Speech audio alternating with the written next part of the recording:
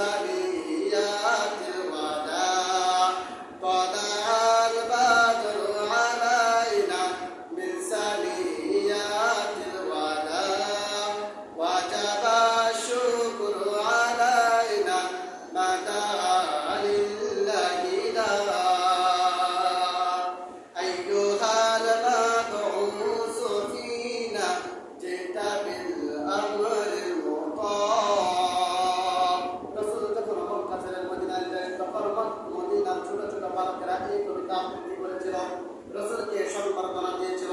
যেমনি ভাবে যদি কোনো পরস্পরের কোনো মানুষের সামনে আসে, কোনো একটা অনুষ্ঠানের মধ্যে যায়, তাকে খান দ্বারা সম্বর্ধনা দেওয়া হয়, তাকে ফুলের তোড়া দ্বারা সম্বর্ধনা দেওয়া হয়।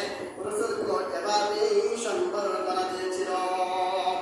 যেই রসুলের কারণে দুনিয়া সৃষ্টি করা হয়েছে, সেই রসুল মক্কায় থাকতে পারে না, মক্কা ছেড়ে মদিনায় চলে গিয়েছিল।